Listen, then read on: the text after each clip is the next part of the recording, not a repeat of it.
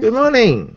Good morning, good afternoon, good evening. Welcome to another episode of our weekly technical forum sponsored by Love My Tool. Today we have a very special show. We actually are doing a Sharkfest.tv, which is a subset of LMTV, with the idea that this is a show that we are designing for the attendance of the annual Sharkfest event. And so it has special requirement in that it is supposed to be pure technical and very rich in technical content, and also at least from a perspective of being neutral, vendor neutral. So taking this challenge today is our a good friend John Brosnan, who's the CEO of Network, a company based in Ireland. Good evening. Good evening, John. How are you? I am good, Denny. Thank you. How are you? Good. Good to have you back. And next to him, and both next to him actually, in all sense of the word, is our friend Paul Offord, who's actually on the island over, right? Just one island over from Ireland. Just a same side of the small pond, as we call it. mere splash away. Yeah. Hi, everybody. And good seeing you back, man, Paul. I haven't seen you since Thanksgiving. Our Thanksgiving, yeah. I've been to Australia and back since then. I know you've been around the world, so. Yeah, must be nice and toasty down there, huh? It's very warm. 38.5 centigrade on one day. Very warm. Wow. Yeah. So I assume you spend a lot of time at the beaches? Some trekking through forests and things, all sorts of things. Whole different bunch of things. Good. And you are actually, by the way, Paul, it will be presenting tomorrow. So we're actually starting a new series, and I'll talk more about that. And lastly, Tim, how are you? Pretty good for an old guy. How about you guys? We're all old guys, Tim. We're all, well, at least we're old soul. I'm a Buddhist, so we're all old soul. We're very old. All right. By the way, for all you North American people, when Paul said 38 degrees, that's over 100 degrees. That's Fahrenheit. That's warm. Now, but down under, that's dry heat, right? Isn't it? Yeah, it's pretty dry. Yeah. This is not like 100-degree Atlanta. No, the very strange thing is that it can be 38.5 degrees and then drop 15 degrees centigrade in half an hour. Yep. Wow. They have these things, they call them cold breaks, where it just plummets suddenly. Wow. Very, very bizarre. Wow. So John, what do you plan for today? I guess the overall, objective here is that there are different interpretations of metadata, Denny, and I'd just like to clarify maybe some definitions, possible definitions of what metadata can be and is, and the possibilities around it, and two, just give some use cases as to how it can be used. That's all, and just people kind of, sometimes it's a confusing term. I mean, well, let me, if it's okay, John, let me just kind of give us some context. John has been a sponsor to Love My Tool since almost a year ago, right? We met for the first time at Sharkfest in 2014, and we get to know John and his product, and we actually invited both John and his colleagues to present, and they have a very amazing product that allows people to do basically very deep packet analysis and at very high speed. And one of the kind of key feature in the product is the use of the metadata. And so by definition, John and his colleague became the expert in metadata. And this is why we are inviting him to really give a professorial interpretation of what metadata is. Is that right, John? That's great, John. I mean, I'll talk a bit, Denny, as well about how we've seen people use that metadata, the different use. That's okay. Okay, go ahead. All right. I guess on the first, just on that slide there, let me just bring it up here myself as well. And So, do you want to? Is the slide important at this point, or you just want to? no, yeah, if you stay with that one, then you Okay. saw that. Okay. Let me that click kind on the of- slide. Let me click on Yeah. the slide. Mm-hmm.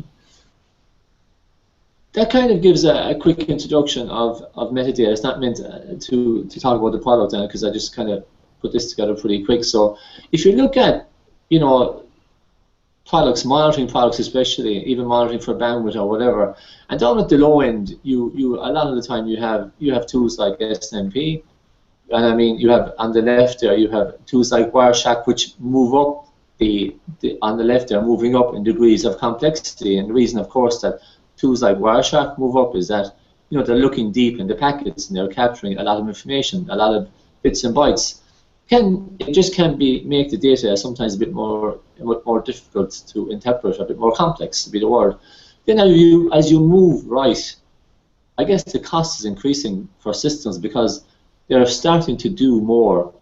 And you have flow tools like NetFlow and IPFix.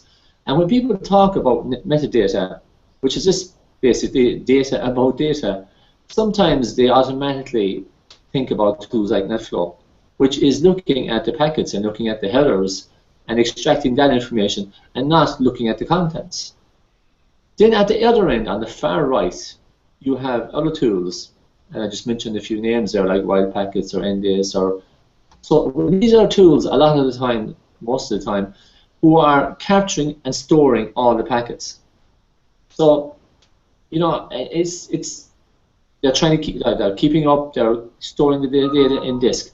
And in the middle, you have, in this slide should say metadata, where you have, it's kind of in the mid between NetFlow and full packets, where you're looking in the packet contents and you're just extracting what you think can be useful data for many use cases. And if you go to the next slide there, please, Annie. Oh, sure. Can you move ahead there? Sorry. Yes. Mm-hmm. So when we talk about metadata, and when I talk about metadata to customers, you know, and a lot of the time, I suppose, to be honest, a lot of the reason we do this is that, you know, we deal with customers of all different sizes and companies with lots of different pains, and you know, the people on the network looking after the network, the more you store, I think, and maybe I'm incorrect, is the more complex it is. So we're trying to make the data, the metadata we're talking about, more easy to interpret and read. So we don't want to store every packet. There are lots of them. It makes the data hard to see the big picture. So if you can store the relevant information and extract it, and discard the rest, you get metadata. So we call it network metadata, but just it's our level of metadata. Less data, but still get some critical detail. It makes it easier to read and interpret, and easier for other systems to consume, and people to understand and to act on. And if you go to the other next slide, please, Annie. Sure. Now, one thing about that is that it means you can keep data for longer. And so if you think about the way this would work, and you're looking at the traffic on the wire, so the first thing you got to do is accurately identify the traffic. So this kind of happened with us, you know, we started thinking about metadata when we were dealing with a customer in the UK, in London, in the financial space, where the guy said, you know, John, I'm looking at the activity on my network, I'm looking at a user, I see him accessing a file share at 4:40 p.m. in the afternoon. I see him pulling down 20 gigs of data from their file share. So I can see, using NetFlow or different tools, I can see the source destination IP address, I can see the port numbers, I can see the amount of data that the guy accessed. Using your tool, I can see the username. Well, I want to see the file name. I want to see the file name that he accessed on that file share, the folder he accessed, the amount of data he pulled. So can you get that and extract it from the traffic? So that means that for the SMB protocol, for example, if you see that traffic on the wire, first of all, you got to accurately identify it. Then you got to reassemble it in memory as the traffic is flying by. Then you got to pull out the metadata, which is what you think the interesting information is. So in this case, it could be the file name and the action he did on the file and the username. And then you got to store it. Then you got to do all that in real time. And what that means is that, I think, and maybe I'm saying this incorrectly, is that you're kind of extracting the complexity and putting it in the software, so it means that the metadata that the user is looking at is easier to interpret. And then that also has other benefits, like you're storing less data and it lasts for longer, and the hardware requirements are less, so you can go back further. Now, obviously, for certain use cases, and I suppose like Paul or Tim can contribute in that, there is times, especially for security, that you need to keep all the packet contents. So there, I'm not arguing with, discussing, I'm not, that's definitely true.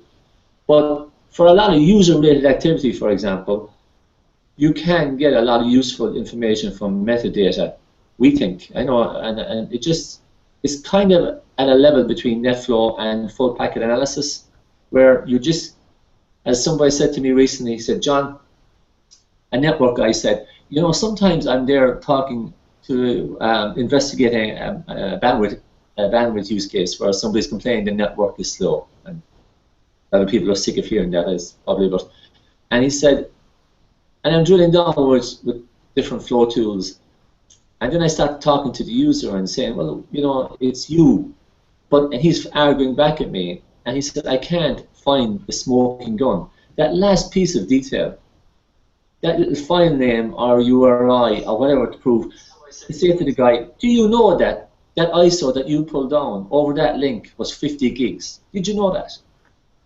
So he could name that ISO to that user using the metadata and kill the argument dead and save a lot of time. And that's when metadata can be useful, I think.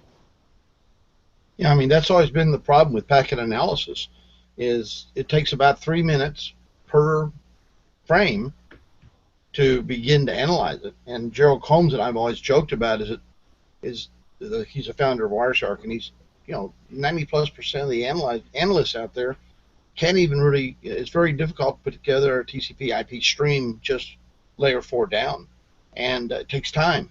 But with metadata, you get a really good view rapidly, and like you said, you can get a longer view. And case in point, for a long time, metadata was not acceptable in e-discovery or civil procedures, but the courts have recently said they are. It is acceptable, and the biggest problem with security today is visualizing your network, seeing what's going on, who's got access, and it's very difficult to do that with packets. But like you said, packet analysis is still very important.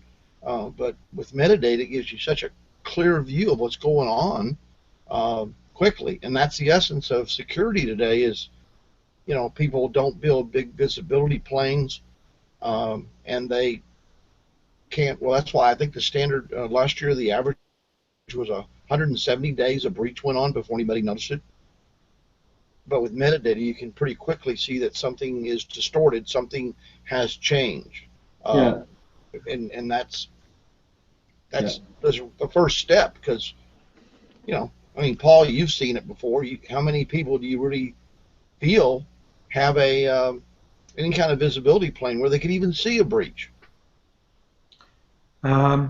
Yeah, it's limited, and they have large investments in tools, but as you say, it's complicated to do the analysis, so sometimes the tools just don't get used in the way they were originally intended.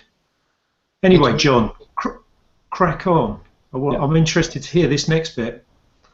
Could you move ahead there, Denny, just a slide or two, and I'll tell you when to stop, if that's okay. Okay, just keep going. Okay. Yeah, please. I just want to give a key. Keep going. One more? No, keep going. It's okay. That's just a flow chart. I'm sure the guys get that already. I don't want. That's just showing that for different protocols we're. Okay. So do you want me to click one more time?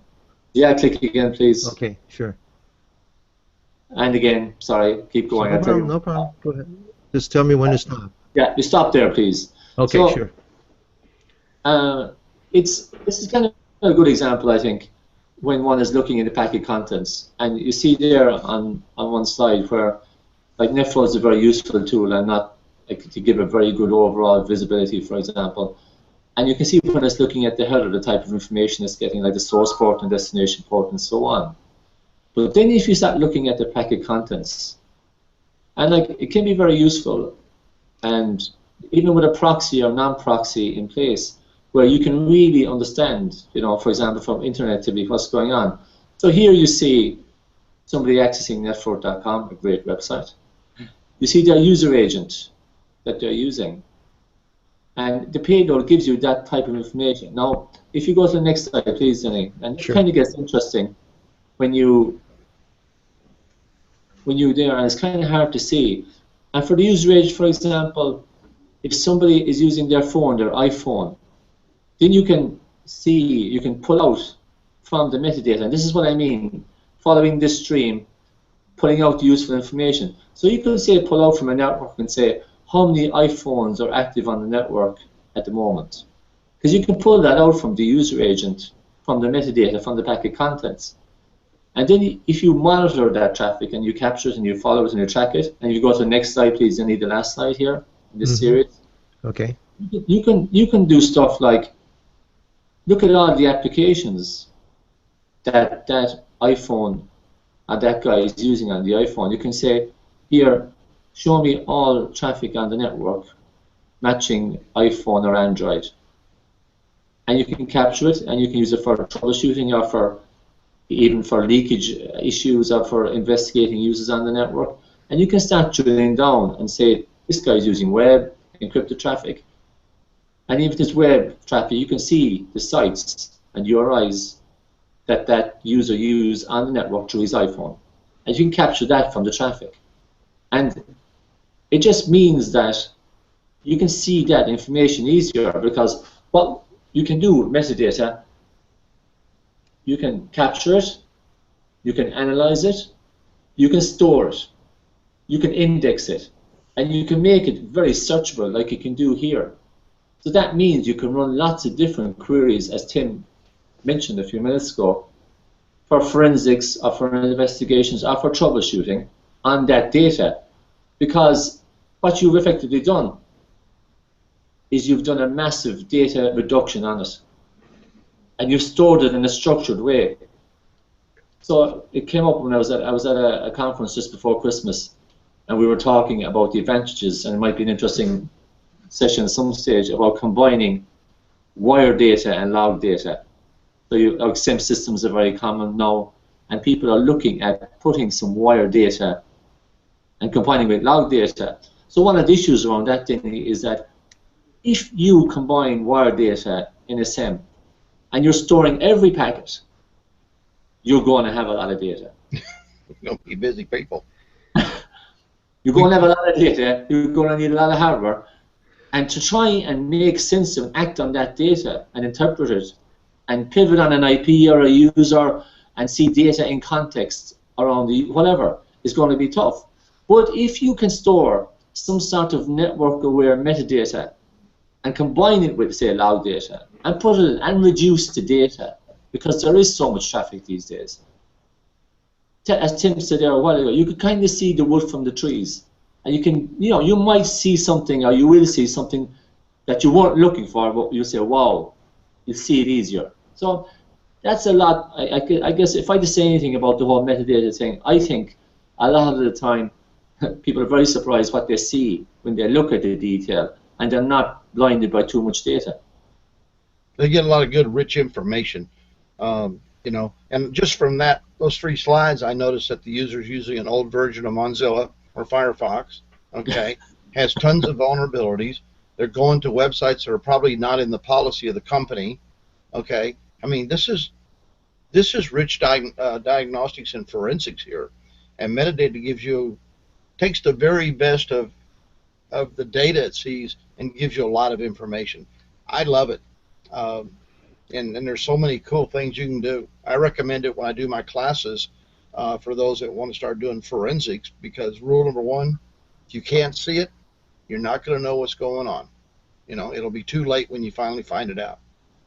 And visibility is an imperative. You Yeah. just, and again, the analyzer is a subject to getting the data where you plug it in.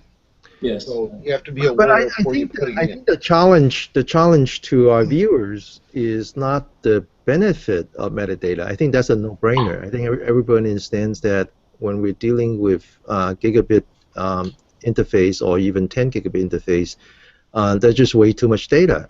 No matter how much storage is available, that's just way too much data. So I think it's almost a no-brainer to understand the benefit. The problem, the challenge is whether or not it's legitimate. And I think that's really why we invited John to present today, is that with understanding comes legitimacy, right? We want people to understand what metadata is. And so, Tim, you said that metadata is actually now acceptable in court. Now that's something very new. Yeah, it was tested in a federal court last year. I think it was before I got real sick, so it was like August when I told John that for the first time metadata had been used in a courtroom and accepted by a federal judge in both an e-discovery and civil litigation. So it is very valuable. Now, if you go for criminal behavior, it can be used as a. So far, no one's ever said that it's good for criminal evidence, other than what we call benefit evidence or the fundamentals leading to more depth, real packets. But it is very powerful, and I think it won't be long before metadata is going to be completely acceptable to courts. There's over 3,000 different types of metadata, so it's beginning to get legitimacy, and people are beginning to understand how to use it. And I don't think it'll be that long, and it'll be completely acceptable for all levels of court usage.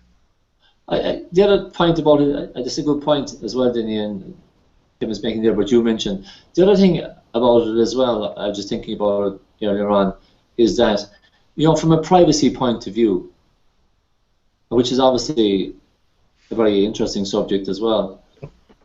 With metadata, for example, you're not keeping, so somebody's transferring a file, you're not keeping the file contents. You're not keeping the email contents. You're keeping some information above that, about the name of the file, or about the user, or whatever. But you're not really looking deep enough to intrude on their privacy. We're not keeping the contents of the file. No, if you are doing full packet capture and storing, you're storing everything, which is different, but that's not metadata.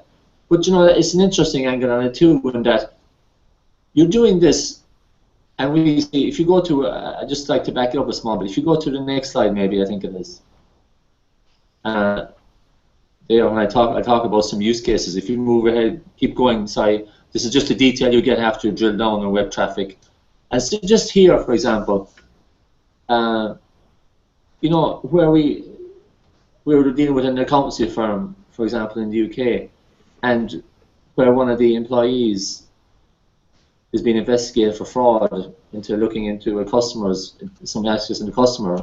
So there are different, and because this data going back a while, we're not looking at the contents of every piece of detail that this user or employee did, but it's just being used for different, like, user-related activity on the network, be it fraud in this case, be it in a utility in the US where, they have contractors and consultants on the network and they need to keep track of what they're doing. They need some sort of an audit trail because it's legal, but they don't need to say every document, every email, everything that they've shared, that they're doing. They need to, they need to track it.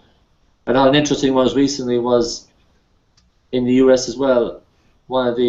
This organization made a mistake, a misconfiguration, and they misconfigured the file share. So it meant that a lot of people who shouldn't have got access to the share got access to it. So they were able to look at their metadata and go back and say, well, who accessed it during this period? And they simply reminded the people that accessed it that shouldn't have, and say, you have signed, network usage policy. Be aware of accessing confidential data Like they didn't say, you shouldn't have done it. They just say, this is our data. They were there to have an audit trail and say somebody like by mistake looked at the data and whatever because of misconfiguration. But they were to investigate that. But there are so many use cases for metadata.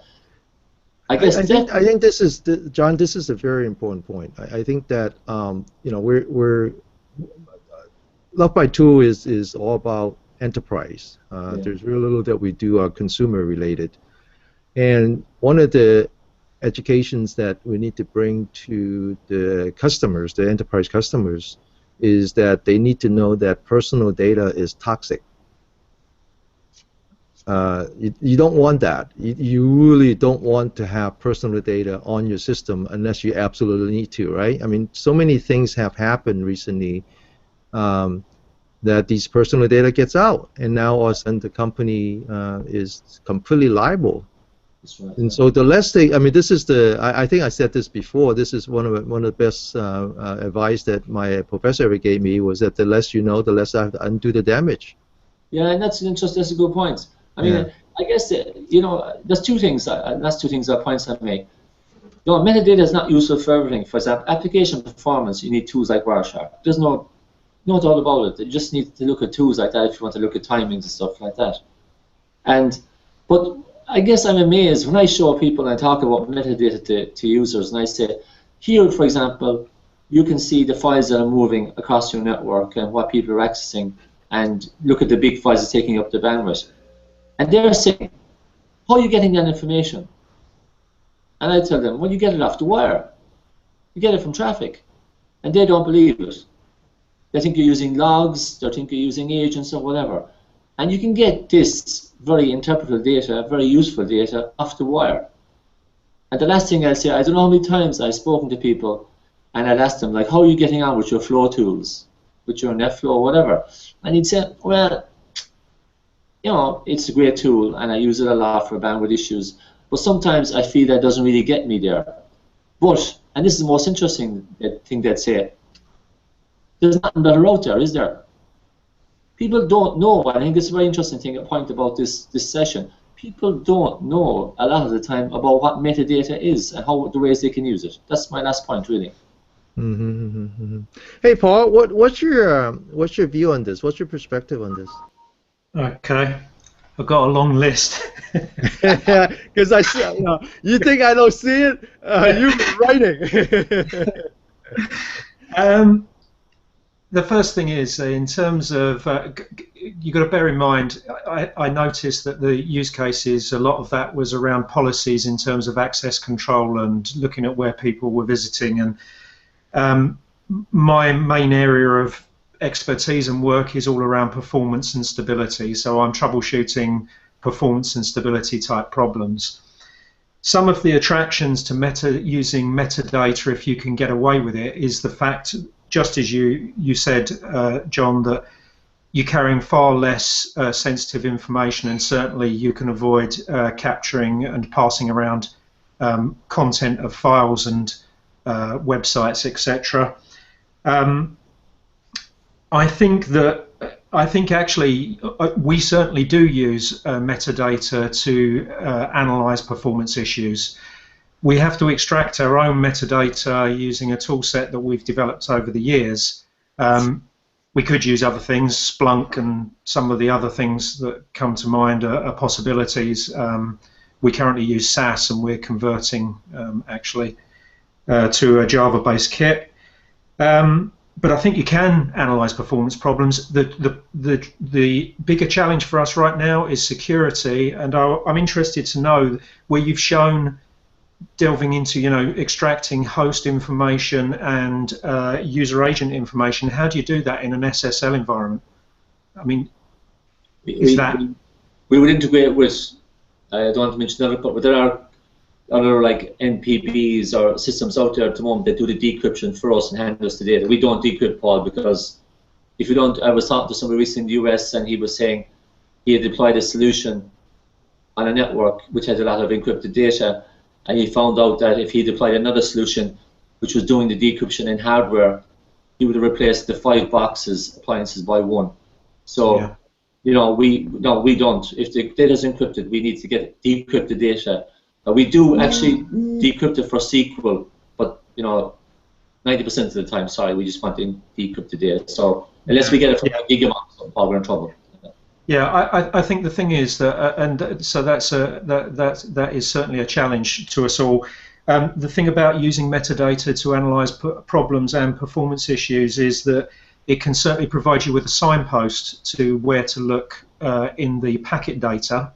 And obviously there are tools like Riverbed NetSharks and Endace INRs, etc., that provide indexes that are based on metadata that will give you fast access and extraction of packet data. Other tools are out there and available, folks, so try and keep it vendor neutral. I'm sure, in fact I know that Infinistream and all the others do the same thing. Combining wire data with log data is something that we do a lot of, and the ability to extract the right metadata schema from each data type and then match them up, that is really attractive. I mean, that's how we overcome a lot of issues with SSL. So in a recent LMTV session, I ran through an iOS 8 mobile app problem, and we wouldn't have been able to crack that without the ability to match up log data with network trace data. So that is definitely attractive. I think I'll shut up now. Well, this is a little bit over half an hour, which is perfect. So I should just say that. Well, I should just say that. How about we just conclude the vendor neutral segment of the show and let John talk about his company and his product. No, I don't really want to do that. I mean, I didn't actually purposely. Maybe it's on the slide there. If it is, I didn't mention our product name once, and I'm not going to mention it. Okay. Paul is right. I mean, this is supposed to be vendor neutral. I just came on board here to try and talk about. Okay, well, I didn't mean to put you on the spot. Yeah, that's fine. How about Tim? Why don't you talk about John? Well, first off, he's a good Irishman himself. He is, and I know I checked with the Leprechauns. They said he was a wonderful man. The wee ones, Paul, you bring up a great point. But so far, I've looked at 15 or 20 tools that quote do metadata. And I really do like the way they're doing it. There's a lot of things that can be changed. So far, in all my few years of being in networking, I've never found a perfect tool, except one that I, of course, designed. But that was years ago, 40 years ago, 30 years ago.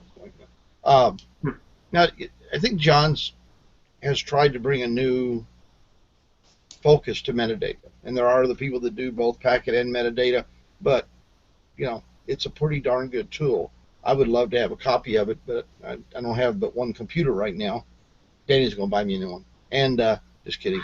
But no, metadata is very powerful, but you can't get away from all the other tools. I don't think anybody's built a panacea yet that says I push this button and it automatically zaps the guy that's doing something wrong on my network, puts handcuffs on him and brings him to trial. But part of network analysis is learning and understanding the network, and it's tough. I mean, I see people all the time that are trying to figure out what's going on in their network, and they lose visibility. They're not a Paul, they're not a Tony, they're not a Chris, they're not like that. And it's a good tool. Anything that will teach you something is a good tool. I think that's a good point. In our future. Yeah, it's a good tool for continuously monitoring activity. So because you're not getting too much detail. Right. Well, okay. But remember, in most networks, people, you don't have an expectation of privacy. If the corporation is providing you a network, providing you a cell phone, providing you a computer, unless it's specifically written that you have expectation of privacy, you don't have it. Anything that is in a corporate domain that's owned by the corporation, you do not have any expectation of privacy. Just like if you walk out your front door or you leave your windows wide open, you don't have an expectation of privacy. And networking, unfortunately, has exposed a lot of events. Like I think the one here about the guy had BitTorrent installed on his management PC, or you know, we don't want malware in our networks, and unfortunately, people constantly do that. I mean, we just had that young man kill himself over in Britain because he got a ransomware lockup on his computer, and he's not the first one, by the way. So, being able to find the root of things like that, be able to handle criminal events or to handle even policy violations,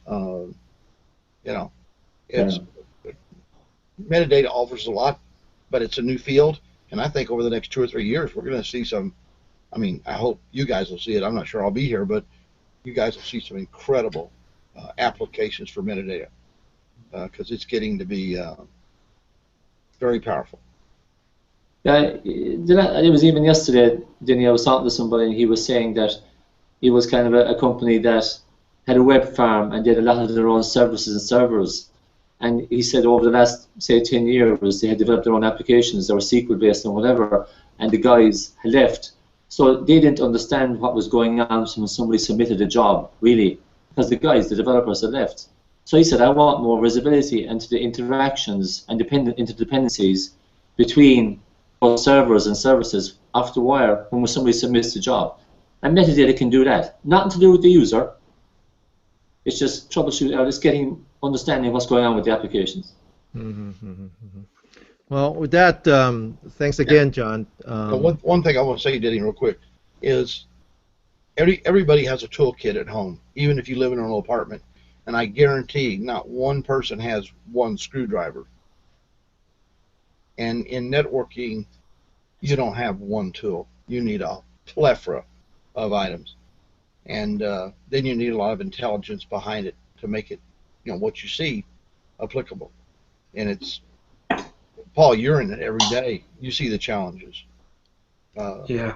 Networks are getting more complex. Applications are getting more complex. Hackers are getting smarter. And the only thing we haven't done is take the network managers out and shoot them yet. But, Yeah, I see a lot of investment in tools, though, but unfortunately sometimes there's a lack of investment in training and just upskilling the people to get the most out of the tools. Actually, this is a good point for me to introduce Paul once again. Paul, we have a presentation scheduled for you tomorrow, same time. And like John, you're not going to be talking about your own company or your product. You're actually going to be talking about something else that you feel very strongly about, right? TriLab. How about you give a viewer kind of a glimpse of that? Okay, so tomorrow we're going to be talking about TriLab, as you said. TriLab is a project that we've been working on where we're trying to promote an evidence-based approach to troubleshooting problems. So when we go out into customers, we see an awful lot of troubleshooting by anecdote, gut feel, and all sorts of things. And what we are passionate about is using data to actually prove the root cause of a problem, whatever the problem might be in an end-to-end system. And I don't just mean packets, actually, but we do analyze a lot of network data as well. There's a strong belief that you have to be born to be able to do this, that it can't be taught, and you just have to have some sort of instinct to be able to do it.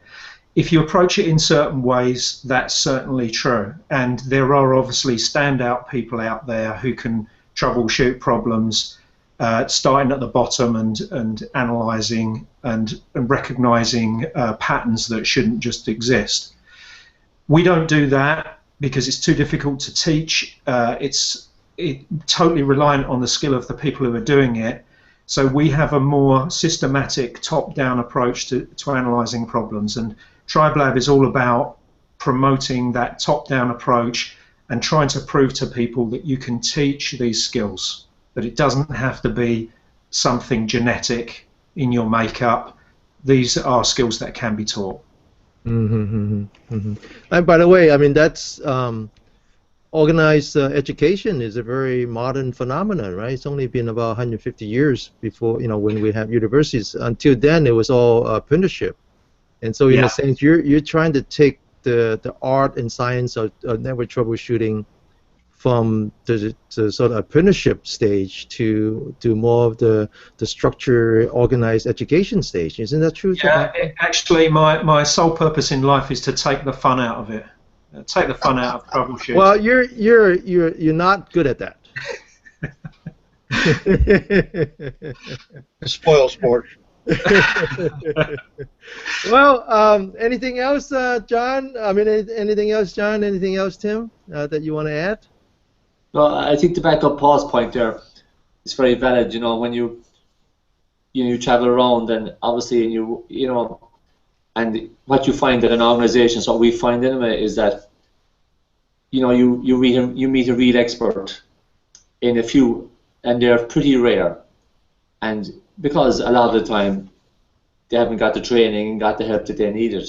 And those real experts, by the way, are really, really busy because they've been asked to do so much stuff.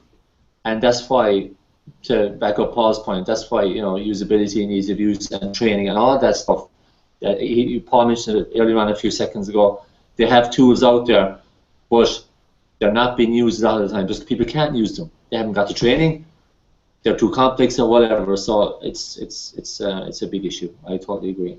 Okay. Yeah, the big analysts like Paul Alford, Tony, Chris, Mike, and all that group, they're either busy troubleshooting or trying to teach people how to troubleshoot anymore. They're so valuable, you just can't, go and pluck one and put it into a company.